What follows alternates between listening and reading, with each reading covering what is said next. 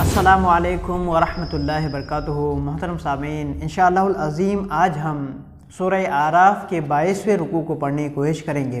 اللہ رب العزت ہمیں صحیح سے سمجھنے اور صحیح سے لوگوں تک پہنچانے کی توفیق و رفیق عطا فرمائے۔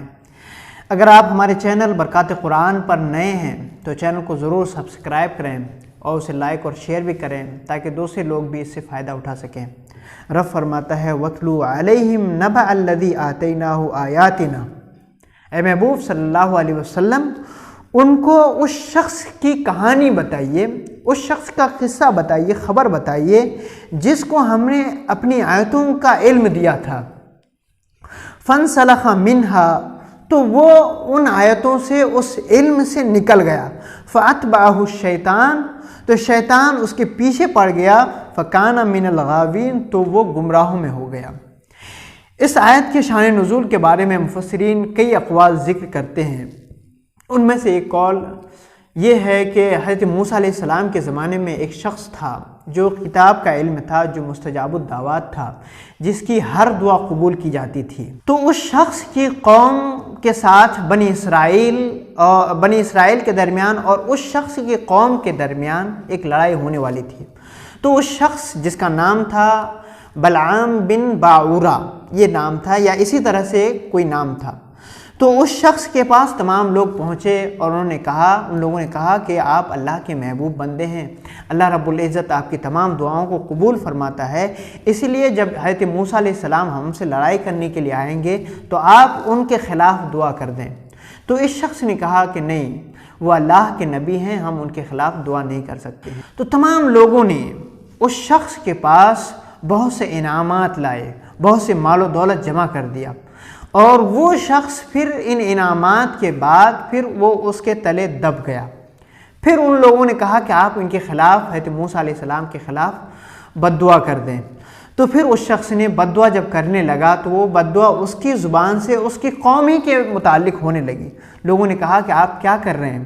تو اس شخص نے کہا کہ میں اپنی زبان پر قادر نہیں ہوں، میں جو کہنا چاہتا ہوں وہ کہہ نہیں پا رہا ہوں۔ تو پھر اس شخص نے ان لوگوں کو کہا کہ تم ایک عورت کو تیار کرو، ایک خوبصورت عورت کو جو حضرت موسیٰ علیہ السلام کے قوم کے درمیان چھوڑ دیں گے، ان کے فوجیوں کے درمیان چھوڑ دیں گے، اگر ان میں سے کوئی ایک شخص بھی زنا کر لیتا ہے تو تم لوگ کامیاب ہو جاؤ گے۔ تو ان لوگوں نے ایسا ہی کیا، ایک عورت کو ان کے سامنے پیش کیا اور حضرت موسیٰ علیہ السلام کے قوم کے درمیان چھوڑ دیا۔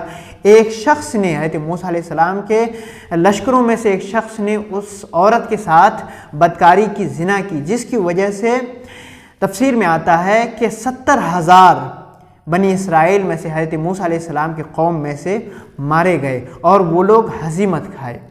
تو پھر وہ شخص اس کی وجہ سے فَانْسَلَخَ مِنْهَا، وہ اس دین سے جو ان کو علم عطا کیا گیا تھا، جو آیتیں ان کو عطا کی گئی تھی، جو مستجاب الدعوات تھا، وہ اس سے نکل گیا۔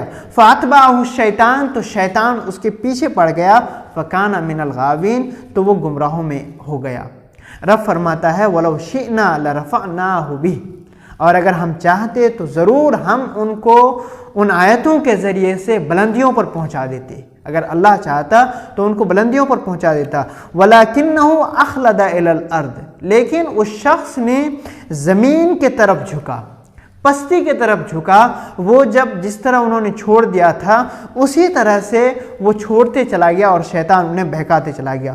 وَاتَّبَعَ هَوَاهُ، اور اس شخص نے اپنے نفسانی خواہشوں کی پیروی کی، نفسانی خواہشوں کی پیروی کی۔ اس کے بارے میں رب فرماتا ہے فَمَثَلُهُ كَمَثَلِ الْكَلْبِ، اس شخص کی مثال کتے کی طرح ہے، ان تحمل علیہ، اگر آپ اس پر حملہ کریں، یلحث، تو تب وہ ہانپے گا، تب وہ اپنی زبان نکال کر ہانپے گا، اور تترکہ یلحث، اور اگر تم اس کو چھوڑ دو گے تب بھی وہ ہانپے گا۔ رب فرماتا ہے ذالک مثل القوم الذین کذبوا بآیاتنا، یہ اس قوم کی مثال ہے، ان لوگوں کی مثال ہے جنہوں نے ہماری آیتوں کو جھٹلایا۔ فَقْصُصِ الْقَصَصَ لَعَلَّهُمْ يَتَفَكَّرُونَ، تو اے محبوب صلی اللہ علیہ وسلم آپ لوگوں کے سامنے ان واقعات کو بیان کیجیے تاکہ وہ غور و فکر کریں۔